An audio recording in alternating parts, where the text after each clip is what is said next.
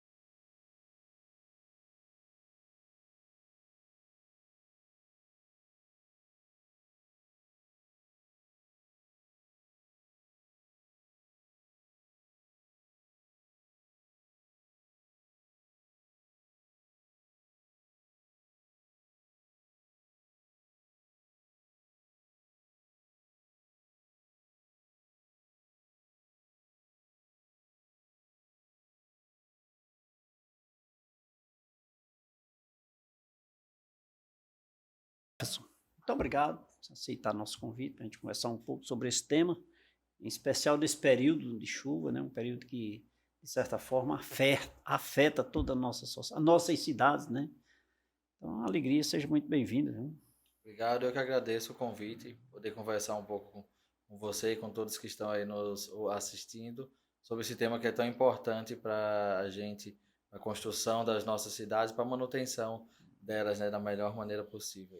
Inclusive, acompanhamos recentemente, doutor Jefferson, essa questão daquela ponte, acho que em Tocantins, não me recordo bem, acho que foi em Tocantins ali, na região centro-oeste.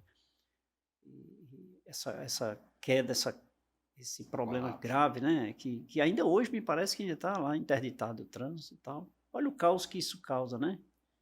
Falta de acompanhamento seria? Sim, na verdade, quando a gente fala sobre todos esses colapsos ou esses acidentes que acontecem, a maioria deles eles já são previstos, né? A gente consegue prever que vai acontecer algum desastre porque a grande parte das estruturas elas já dão sinais de que elas não estão suportando as cargas que estão sendo aplicadas ou que elas estão precisando de manutenção, né? Então, Até porque a época que foi construída era para suportar uma determinada carga, né? E exatamente. hoje, A gente, quando a gente projeta, faz um projeto, seja uma residência, um edifício, uma ponte, né, então nós temos uma previsão de utilização dela. Quando passa dessa utilização, aí a gente precisa ir fazendo manutenções, avaliações periódicas para saber como está o estado daquela estrutura, né, para saber se a gente precisa fazer algum investimento ou não. No caso da ponte de Tocantins, né, e de outras pontes, né, por exemplo, nós temos uma ponte aqui próxima, no outro Juazeiro, né, do Juazeiro da Bahia, que a gente viu recentemente denúncias de moradores, porque você, ao subir na ponte, né, que a gente chama de uma obra de arte, ela já apresenta várias fissuras, né? Então, apresenta fissuras, rachaduras, e isso já é o primeiro sinal de que está acontecendo uma sobrecarga. Então, esses sinais eles servem de alerta para que a gente comece a fazer uma investigação para saber se aquilo ali é só uma fissura, como a gente chama de uma fissura arquitetônica, que é só, vamos dizer, aparente, sem nenhum dano estrutural, ou se aquela fissura pode causar um desastre, como foi o caso de Tocantins. necessariamente essas fissuras em pontes é geralmente pela sobrecarga ou tem outros fenômenos que podem afetar? Ah, quando a gente está no início, nos primeiros anos, vamos dizer assim, nos primeiros dias de vida de uma estrutura, é possível aparecer algumas fissuras, seja na residência ou na casa, porque o cimento, né, que é a base dessas estruturas, ele é exotérmico, ou seja, ele aquece quando a gente hidrata, quando a gente molha, o cimento ele aquece. Então, por exemplo, a gente está aqui numa região em que a gente tem uma tendência a ter como é que diz, uma temperatura acima dos 35 graus aí.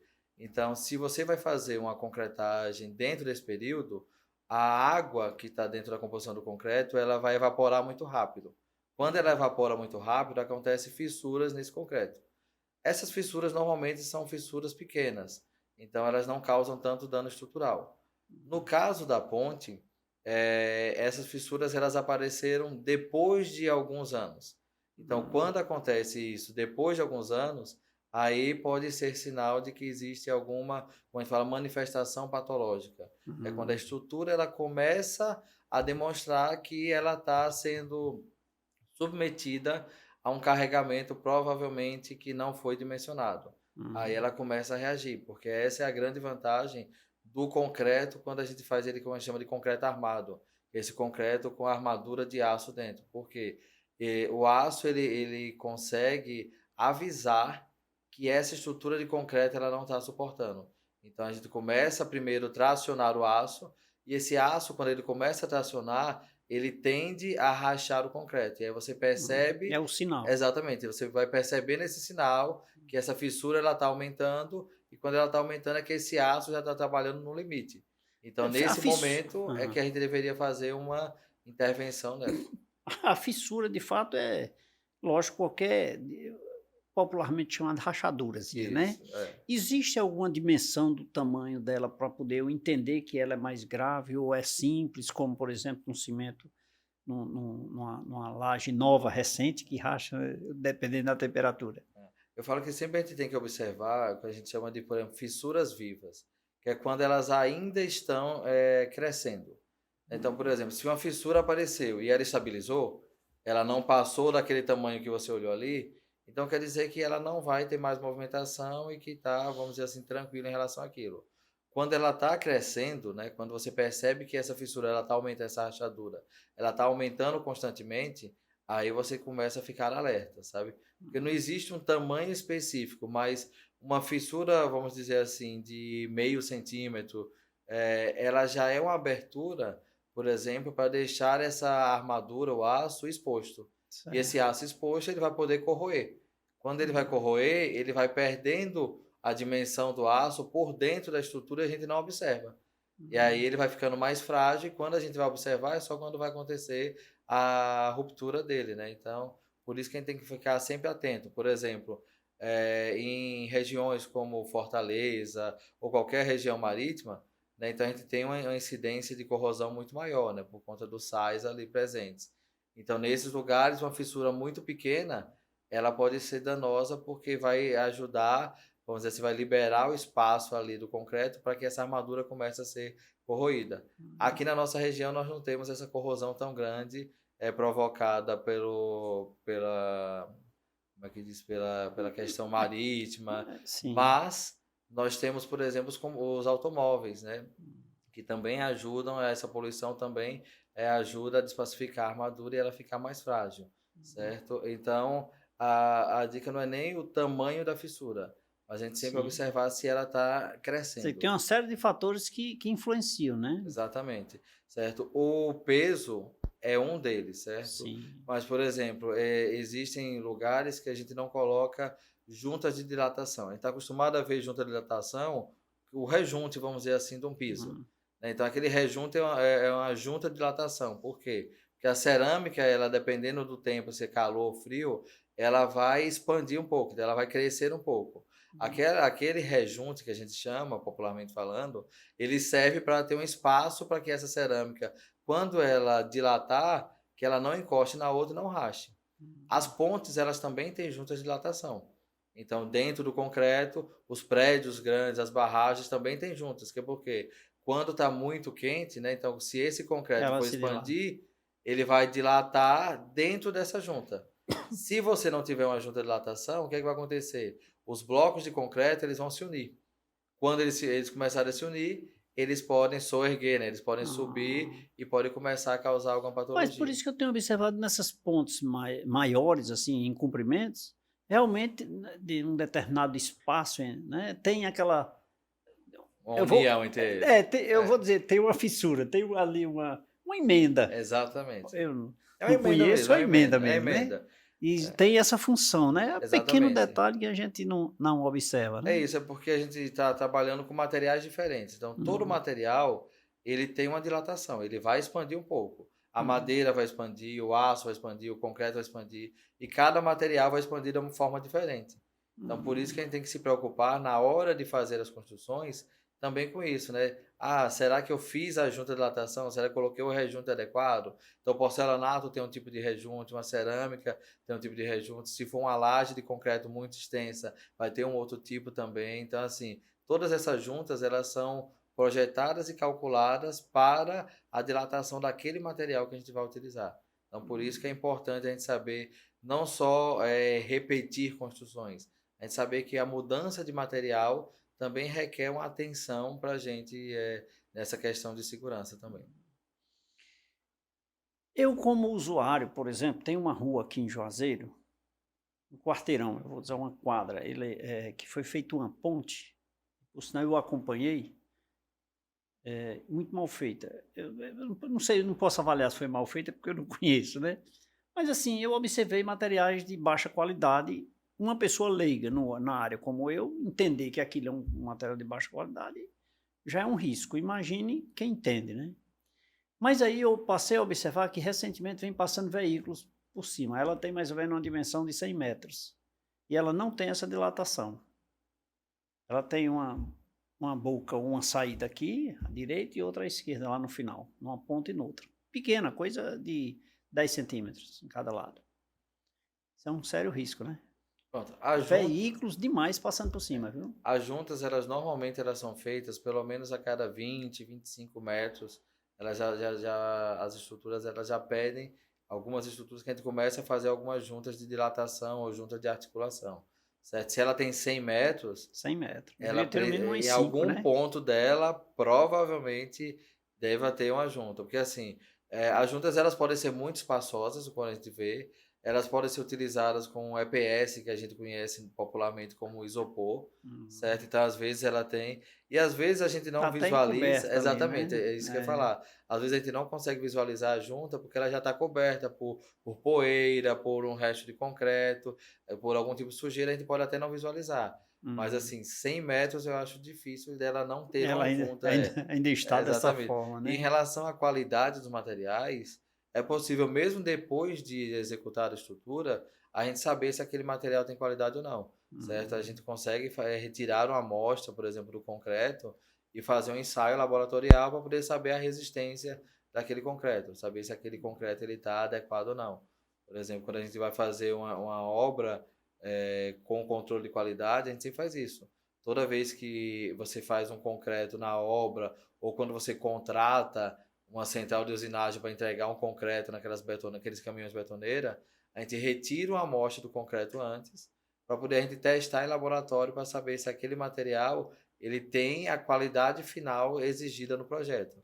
Né? Porque, assim, dependendo do esforço que vai ser executado, a gente tem materiais diferentes, certo? E é até uma coisa interessante que a maioria das pessoas, os leigos, eles não sabem muito, é que quando a gente está fazendo, por exemplo, um concreto dentro de casa, quanto mais água a gente coloca naquela mistura, fala, vou colocar muita água porque o concreto vai ficar mole, vai ficar bom de trabalhar tal. Quanto mais água a gente coloca, menos resistência aquele concreto tem.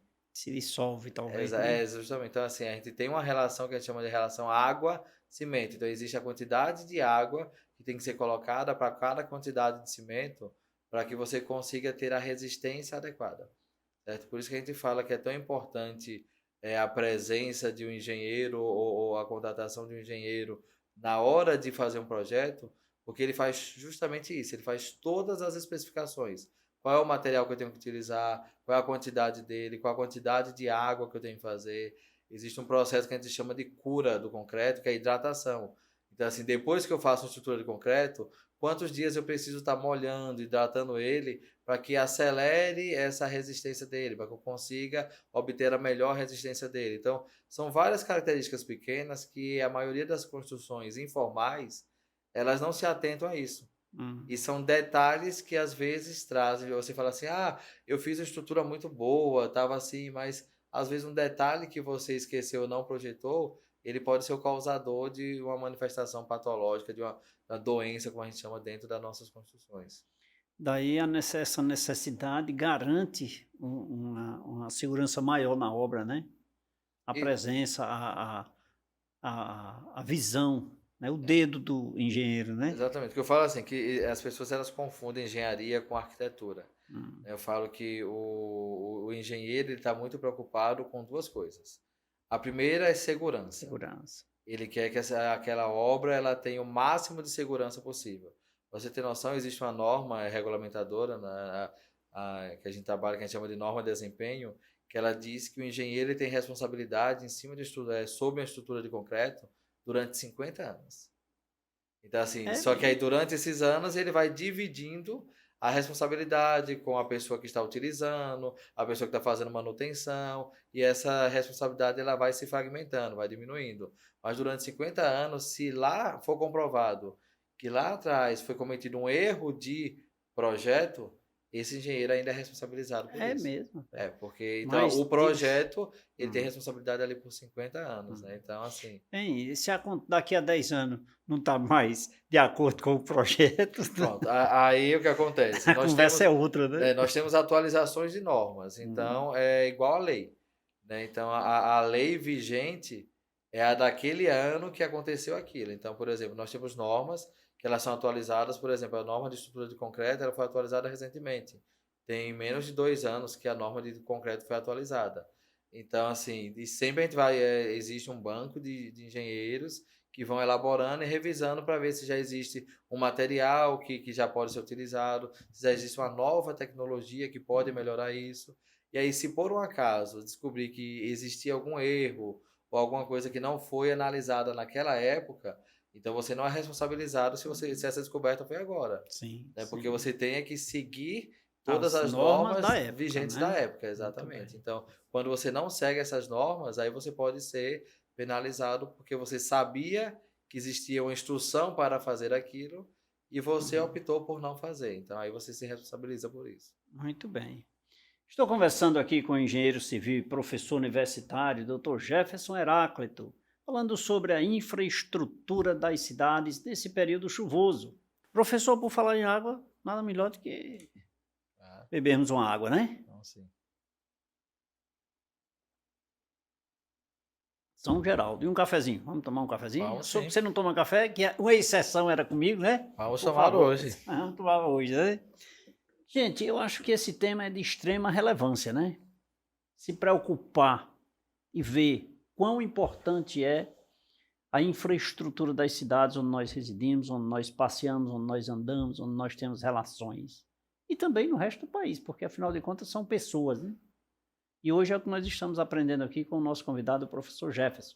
Agora, você quer saber mais? Nosso tempo de intervalo é só desse cafezinho aqui. Daqui a pouquinho a gente volta.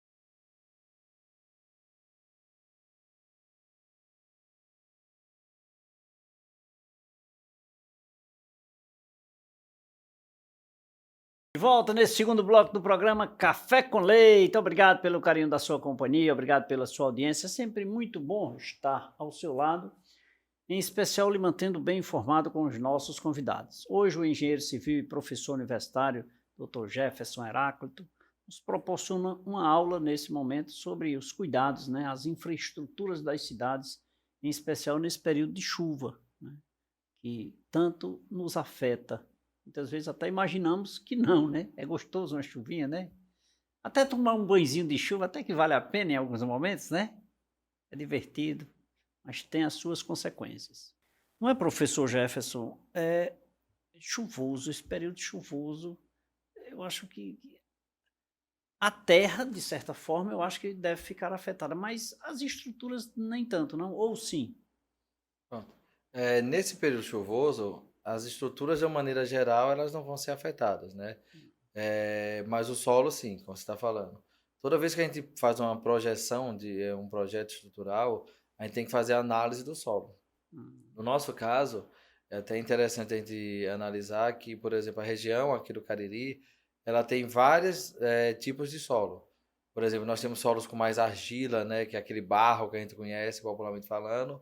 Nós temos solos mais arenosos.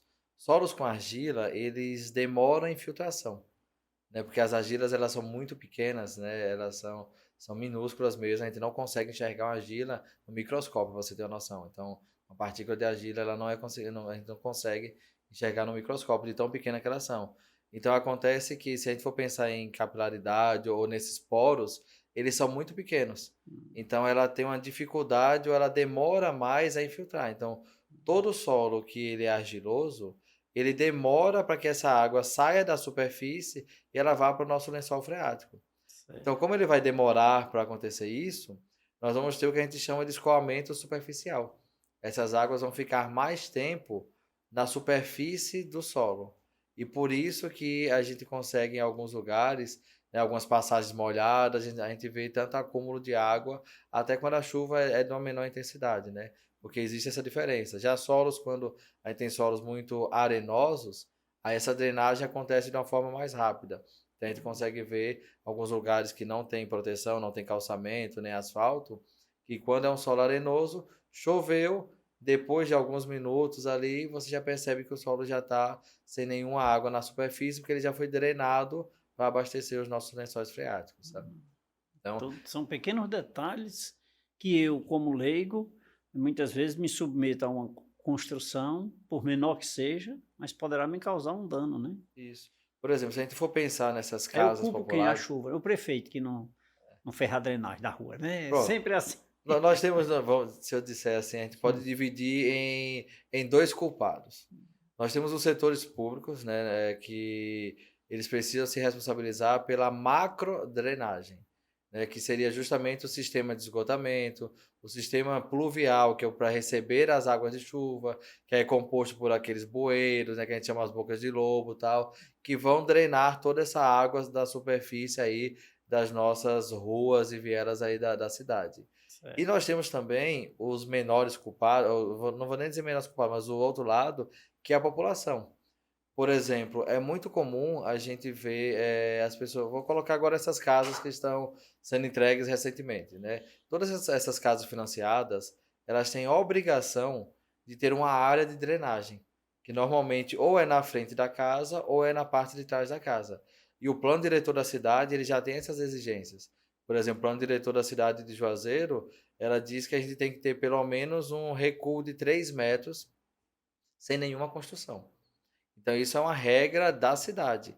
E por que isso? Porque toda a água da chuva, vamos dizer assim, ela precisa o quê? Ela precisa infiltrar no solo para continuar abastecendo o nosso lençol freático. Certo. Porque, por exemplo, a cidade de Juazeiro é abastecida, né? Então, a água que a gente recebe nas nossas casas, ela é abastecida por extração de água de lençol freático, Certo. certo? Então, assim, a gente precisa estar abastecendo nossos aquíferos.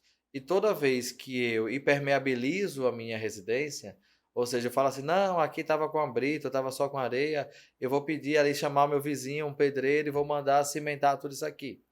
Porque aí já não vai melar mais minha casa, não vai ter mais barro aqui, só que eu impermeabilizei.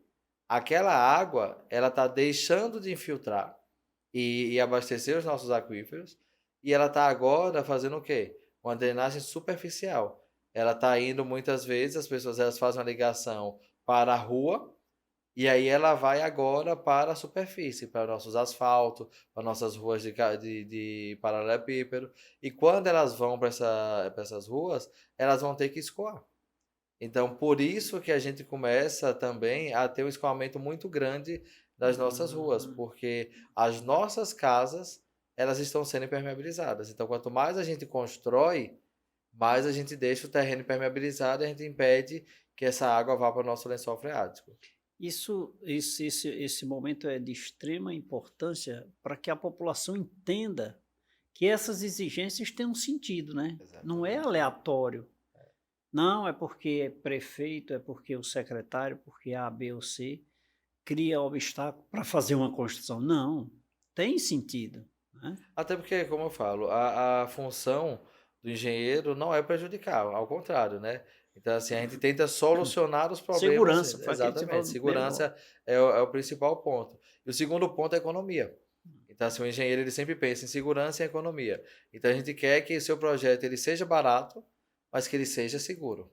Certo? Então, é essa a diferença quando a gente fala assim, por que contratar um engenheiro? Porque a gente quer fazer um projeto pensando naquele material que é necessário e na quantidade necessária. Então, não precisa exagerar, certo? Tanto que a gente fala bem assim, eu fiz uma casa com um outro profissional, com um pedreiro, ou com um ajudante, ou meu vizinho mesmo foi lá e começou a construir, e a casa não caiu. Mas, às vezes, quando fala assim, Também a não é casa fazer não hoje e cai... cair amanhã, não, E né? assim, às vezes pode não cair nunca. Mas quando você vai olhar, a quantidade de material que ele utilizou para fazer aquilo ali É o é dobro. absurda. É muito maior do que aquela estrutura precisa. Então, por isso que a gente faz os cálculos, a gente faz os projetos, para a gente pensar na quantidade de material necessário para aquilo ali. E não Sim. exagerar, porque eu posso muito bem virar aqui e falar assim, vamos fazer aqui uma estrutura, uma coluna aqui de 1 por 1, que esse prédio não vai cair. E eu lhe digo, vai cair mesmo não. Mas às vezes o profissional conseguia fazer, ao invés de 1 metro, ele conseguia fazer aquilo com 30, 40 centímetros e suportar aquela carga também com eficiência. Então, por isso a importância do estudo, do projeto, para a gente saber como é isso. Por exemplo, quando a gente vai falar sobre essa drenagem superficial, né? Então, nós temos profissionais na área de saneamento, hidráulica, que eles vão justamente calcular qual é a vazão. Qual é o período de chuva? Então, assim, qual a gente chama de tempo de retorno. Então, assim, qual foi a última chuva mais intensa aqui na região? Com base, Esse seria o parâmetro, né? exatamente, com base nessa chuva, a gente vai tendo assim, nós temos um tempo de retorno de 1 ano, de 5 anos, de 10 anos, e vai aumentando para a gente tentar estudar qual é a possibilidade de intenção de chuva naquele ano, naquela região ali. E com base nisso, a gente vai projetando as bocas de lobo, os bueiros, para poder fazer essa drenagem aí superficial. E aí também vem outro alerta em relação ao comportamento da população. Vários desses bueiros, eles estão entupidos. Uhum. E eles estão entupidos porque a população ela joga lixo indevido, ela joga lixo nos lugares onde não devia, Sim. certo? Então, assim, independente da cidade, assim, todas as cidades, elas têm uma coleta seletiva, ela tem uma coleta de lixo, certo? Periódica, algumas cidades de 2 em 2 dias, de 3 em 3 dias, uma vez na semana, mas existe uma coleta de lixo em todas as cidades que você imaginar.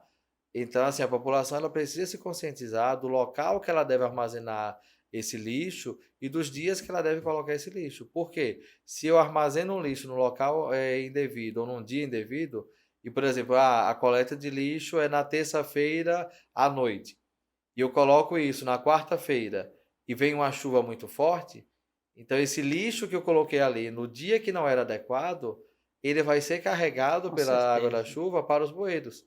E aí É ele a pode tendência entupir. natural, né? Exatamente. Aí ele pode entupir esses bueiros. E aí, quando ele vai entupir isso, a gente não vai ter escoamento da água. Se não vai ter escoamento da água, a gente vai ter alagamento.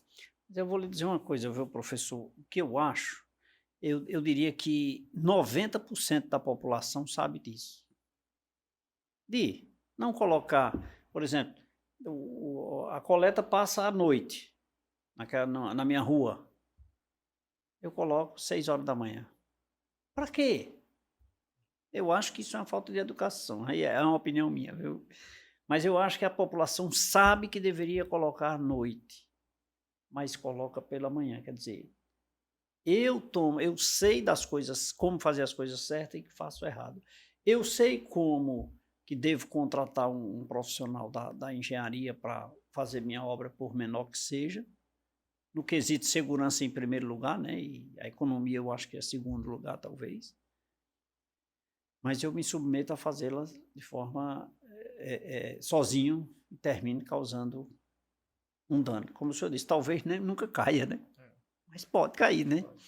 Por falar nisso, com esse volume de água, doutor, é porque eu não quero mais mexer com o povo, porque eles assistem o Café com Leite, sabe? E eu vou falar mal deles aqui, do mal educado, e eles acham ruim. Mas veja só, voltando aqui para a chuva, esse volume de chuva, quanto maior, eu sei que afeta de fato mais o solo, mas as construções, por exemplo, em lugares, eu vou dizer não permitidos, né? No pé da barreira ali, que aquelas barreiras geralmente caem por cima, na beira de uma ponte, de um abismo, de algum lugar. Isso, quando a chuva, a tendência natural é ocorrer um grave acidente, né? Eu sempre costumo falar, quando eu estou dando aula lá, que quando fala assim, houve uma enchente e alagou uma cidade inteira, tal, aquele rio transbordou. Aí eu falo, mas aquele rio já estava ali.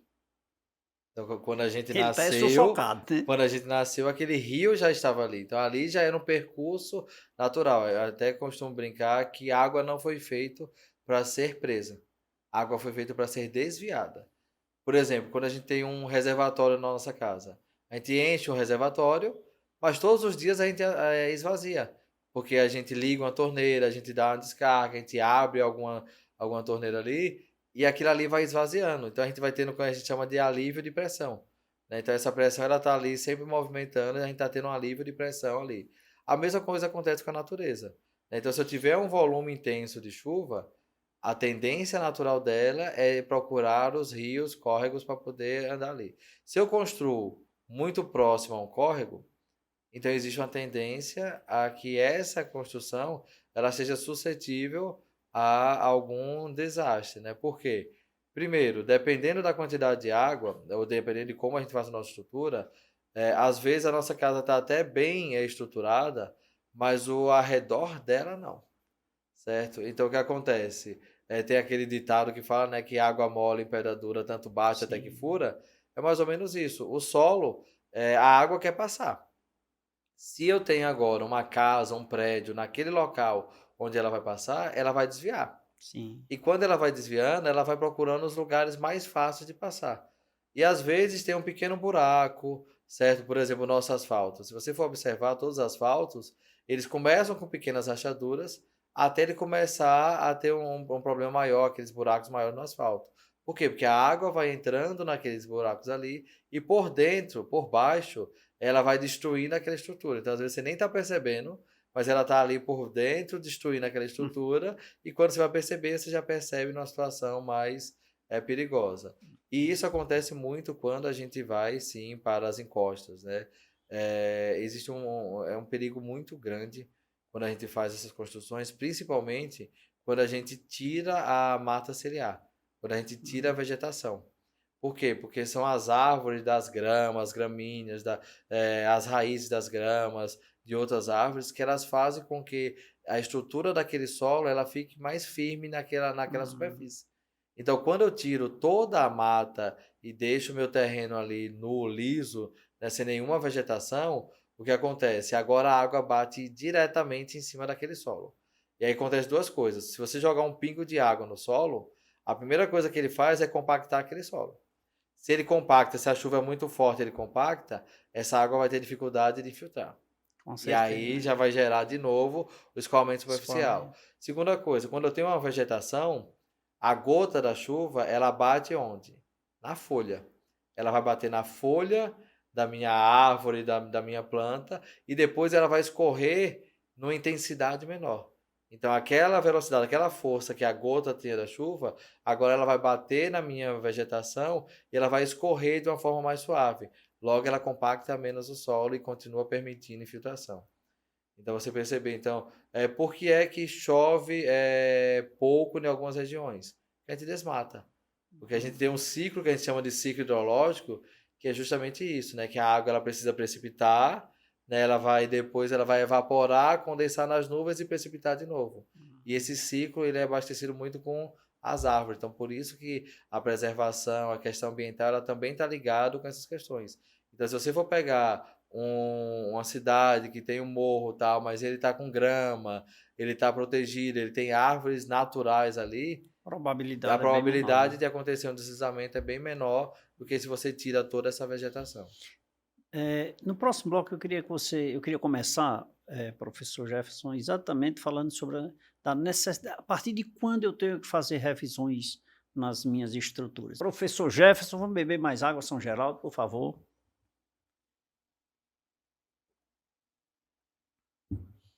Mais um cafezinho, Vamos sim. por favor. Gente, nosso intervalo é rápido. Nós vamos nos deliciarmos de um cafezinho, mas nós voltaremos em instantes. Fique ligado.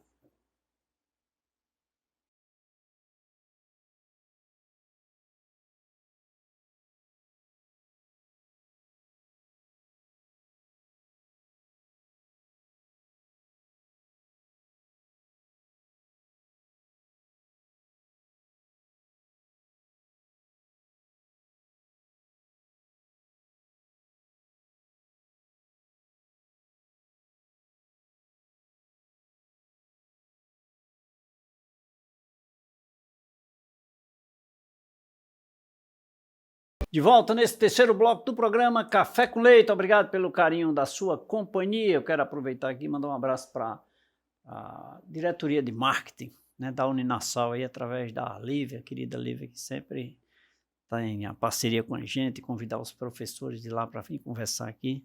Quero mandar um abraço para ela que está nos acompanhando nesse momento. Lívia, obrigado pelo carinho da sua companhia.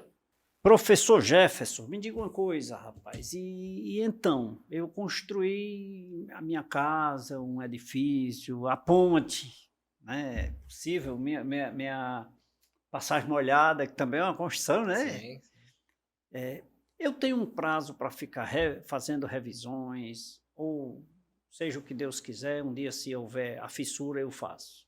Pronto, segundo a norma, né, a norma de desempenho, toda estrutura ela tem um tempo certo para você fazer avaliações ou verificações. Ou ela tem um tempo de, como a gente chama, uma vida útil. Por exemplo, uma pintura.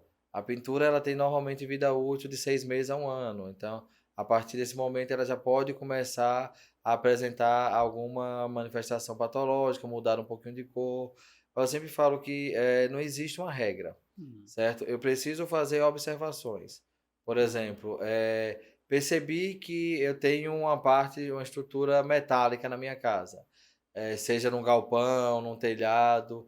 Percebi algum sinal de corrosão, então, menor que seja, eu já preciso fazer a manutenção, né? Então, eu já preciso aplicar um produto anticorrosivo, fazer um lixamento simples, para que aquela corrosão ela não aumente. Percebi uma fissura, e tem até uma dica bem simples, que é a utilização de gesso. O gesso comum mesmo, que você pode comprar aí. Então, assim, percebi uma fissura, é uma dica que eu sempre falo. Se for dentro, externo não, porque o gesso ele não tem muita resistência à água. Mas se for interno, em qualquer ponto da casa, pega um pouquinho de gesso, mexe um pouquinho dele e passa ali com o dedo mesmo, alguma estrutura, onde você está vendo a rachadura. Você passa um pouquinho do gelo, que a gente chama isso de selo de gesso, e depois você observa. Se depois de 1 mês, 2 meses, aquele gesso rachou, isso significa que aquela fissura é uma fissura viva. Então ela está aumentando. E aí Cuidado, você tem que começar a chama observar. atenção. E aí você vai e faz de novo. E começa a perceber se ela está aumentando muito o diâmetro. Se ela estiver aumentando muito esse tamanho dela, aí você precisa chamar um profissional para ele avaliar se existe algum problema estrutural E naquela também o residência. tempo, a rapidez, né, Exatamente. dessa Por isso que eu falo que você tem que observar que, por exemplo, coloquei o gesso lá, em 1 semana, 15 dias, ele já movimentou, então você tem que tomar cuidado, certo? Outra coisa é se você conseguir ouvir. Como eu falei, a estrutura metálica, ela dá sinais. E todas as pessoas que estavam em casas, que sobreviveram a desastres, eles sempre falam que eles ouviam estalados. Então você está numa residência, você viu a fissura e você fala assim, não, mas aquela fissura está ali, mas eu acho que não tem nada demais não. E aí do nada você começa a ouvir estalos. E não vai ser de uma hora para outra, sabe? Então você vai ouvir durante a semana, durante 15 dias, durante um mês. Vai ter um período que você vai estar ouvindo estalos. Então, você começa a ouvir esses estalos, é por quê? Porque a estrutura ela está cedendo e ela está pedindo socorro. Ela está falando assim, ó, observe, eu já rachei.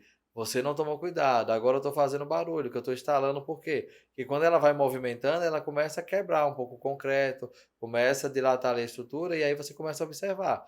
Se ela começou a ter barulho também, isso já é um nível muito mais alto, certo? A fissura já foi o primeiro contato que você visualizou, esses instalar já é um contato imediato, dizendo assim, agora você tem que urgentemente fazer uma intervenção para que essa estrutura seja de fato segura ali, porque se você já começou a ouvir barulhos é porque já está num limite mesmo ali, que a qualquer momento já pode romper. Tanto que a gente tem vários vídeos na internet, a pessoa fala assim, e como é que alguém conseguiu gravar exatamente quando aquele prédio caiu?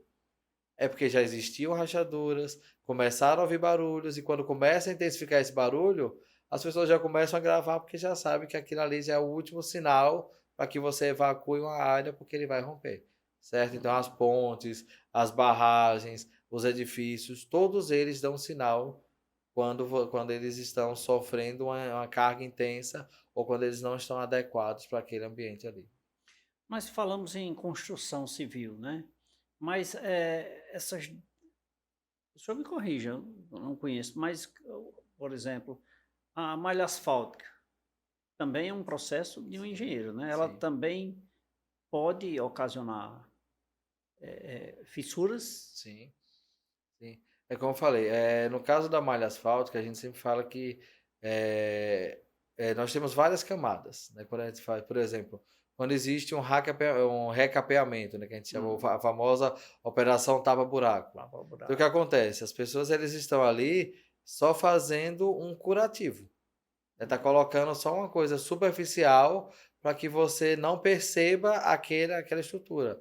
Porém, o subleito ou leito ali do solo, ele já está danificado, ele já está sem estrutura. Por isso que as estradas Tendência daquilo então por isso que as voltar. estradas demoram tanto. Você fala assim, levou mais de um ano para você fazer um trecho ali de 10 quilômetros de uma estrada. Mas por quê? Porque existem várias camadas, existe leito, subleito, base, subbase. Então você vai preparando várias camadas do solo para depois a última camada que é o asfalto. Então, quando ele danifica, normalmente esse dano ele vem mais de baixo para cima. Então, existe uma microfissura, essa água vai penetrando no asfalto e ele começa a danificar a base ali do asfalto para depois começar o asfalto deslocar, certo? A sair cedendo e criando os buracos. Então, quando eu vou fazer vamos dizer assim, uma correção disso, eu preciso me certificar de que aquela área ela tá. Então, o que é que eu faço? Se tem um buraco, vamos botar aqui de 20 centímetros, eu tenho que fazer, por exemplo, um corte mais ou menos ali de 25, 30, passando um pouquinho aquele pedaço, fazendo um corte, vendo se aquela estrutura tá ok. Aí eu Para ver a melhoro a margem, estrutura né? daquilo ali, exatamente, a margem. Eu melhoro aquela estrutura, depois eu faço um recapeamento. Porque eu estou garantindo que aquela estrutura ela não está danificada. Que é uma coisa, até mudando um pouco de assunto mais para falar, por exemplo, cerâmica. Muitas casas a gente vê infiltração, né? Ali, a altura ali de 20, 30 centímetros da casa ali, a gente começa a ver infiltração, que é um problema de permeabilização antes de ser construído. E o que é que algumas pessoas fazem? Elas falam, para não ver a infiltração, eu vou colocar a cerâmica. E aí eles colocam a cerâmica na parede. Só que ela corrigiu o problema? Não, ela só disfarçou. Só O disfarçou. problema continua, a parede vai continuar úmida, aquela umidade ela vai danificando ali reboco, ela pode ir danificando o bloco, mas você colocou um bloco cerâmico na frente, uma placa cerâmica na frente, só para disfarçar, mas você não corrigiu o problema. Então, sempre que a gente fala é isso, quando acontece uma manifestação patológica, que a gente também fala de patologia na engenharia, Patológico, você falando isso que aí, é uma doença. é, Do mesmo jeito que a gente fala em patologia na saúde, né, patologia na engenharia também é uma doença. Por quê? Se a parede ela está com umidade, ela está com mofo, ela está tá doente. E a gente doente. precisa cuidar. Se ela está com rachadura, ela está doente. A gente precisa cuidar. Então, todas essas manifestações patológicas, elas têm solução. E o engenheiro está ali justamente para isso, para dar solução a esses problemas que estão acontecendo, para que eles não voltem a acontecer, para retardar aquilo ali, para a gente conseguir fazer com que a pessoa tenha qualidade e que tenha segurança dentro do imóvel, dentro da estrutura que ela esteja habitando. Muito bem. Eu tenho observado, por exemplo, nas capitais, de um modo geral, já está sendo uma prática comum aqueles processos de revisão. Acho que de revisão de edifício, né? Lá, não sei se a palavra bem é revisão, mas é como se fosse de fato, uma revisão em todo o edifício, na estrutura lá, não sei. Isso, eu acho que é até uma exigência do município, eu não Sim. sei. E isso é importante também. Eu não posso reclamar da despesa, né? Não, eu sempre falo, engenharia não é gasto. Engenharia é investimento. É, A gente investe em segurança, investe em qualidade. Por exemplo, quando eu vou fazer uma obra, dependendo do tamanho da obra, por exemplo, quando eu vou montar um ponto comercial, eu preciso de uma análise do Corpo de Bombeiro. Por que eu preciso da análise do Corpo de Bombeiro? Ele vai trabalhar junto com o engenheiro civil, porque eu preciso garantir que a instalação de combate a incêndio ela está adequada para aquele local.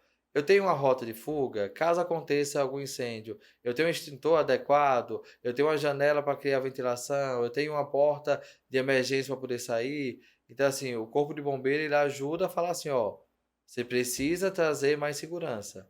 Aí o engenheiro civil faz o projeto de combate a incêndio, seguindo as normas do Corpo de Bombeiro, ele aprova a utilização daquilo ali. E o que está acontecendo nas capitais é justamente isso. Principalmente em prédios comerciais, né? Então, o Corpo de Bombeiro, eles estão fazendo as vistorias para saber se aquelas estruturas elas são adequadas. Então, assim, eu posso abrir um centro comercial aqui, qual é a estrutura? Eu vou ter um tráfego maior de pessoas, um trânsito maior de pessoas. Né? Porque eu sempre falo, é muito comum, por exemplo, eu construo um prédio de 4 andares, residencial. Então, quando eu faço isso, o engenheiro ele pensa em uma família, nos móveis que aquela família vai utilizar, uma utilização residencial. E aí depois eu alugo, por exemplo, a Lívia e ela resolve fazer uma academia. Só que essa academia ela vai ter equipamentos mais pesados, que não é um sofá, uma cama.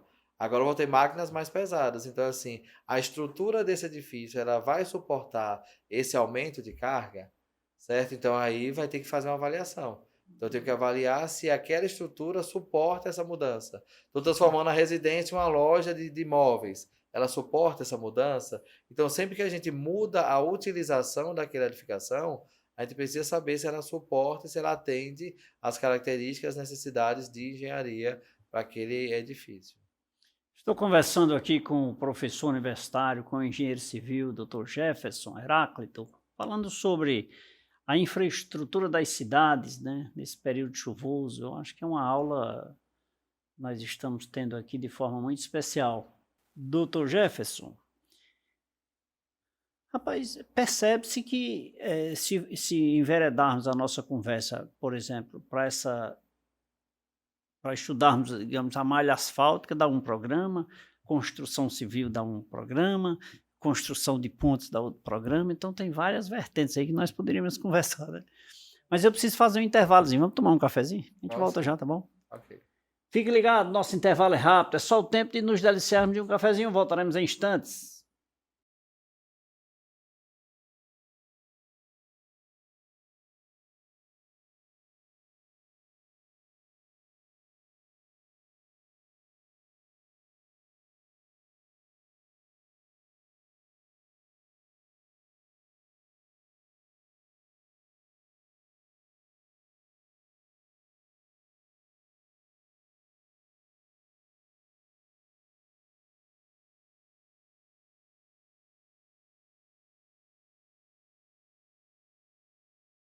Falei que era rapidinho, já me deliciei de um cafezinho, eu já bebi uma água mineral São Geraldo, mas agora chegamos ao final, professor Jefferson, e eu quero lhe agradecer por esse momento e dizer que volto mais vezes aqui para a gente bater um papo, tomar um café, beber uma água, será motivo de muita alegria. Seja muito bem-vindo sempre, viu? Eu que agradeço o convite, né, e deixo claro que a região ela está começando a absorver aí tem muitos engenheiros formados aqui na região do Cariri. Então, a dica, o pedido que a gente faz para a população começar a procurar de fato esses profissionais, sabe? Contratem engenheiros, contratem profissionais que realmente vão trazer segurança para as suas obras. Muito obrigado mais uma vez, professor Jefferson, e obrigado a você que nos acompanhou até agora. Obrigado aqui por... Olha, gente, tem aqui uma relação de pessoas que mandaram aqui, que acompanham o programa. Dona Maria Rodrigues, lá nas Malvinas, em Barbalha. Eleuton, lá no Tiradentes. Maria Clara, no Novo Juazeiro. Seu Joaquim, Dona Matilde, no aeroporto. Compadre Nelson e Fátima, lá no Socorro. Fátima de Bigode, no bairro de Fátima. Fátima, no bairro de Fátima. Edson e esposa, lá no São Miguel. E a todos que nos acompanharam até agora, obrigado pelo carinho da sua companhia. Lembrando que o programa Café com Leite de segunda a sexta-feira na TV Verde Vale, TV Café com Leite, TV Cariri, sempre com edição especial para você. Aos domingos, às 23 horas, na TV Meio, o programa Café com Leite, você nos assiste em todo o Brasil. Lembre-se disso, às 23 horas, eu conto com a sua audiência. Beijo a todos, fiquem com Deus e que Deus os abençoe.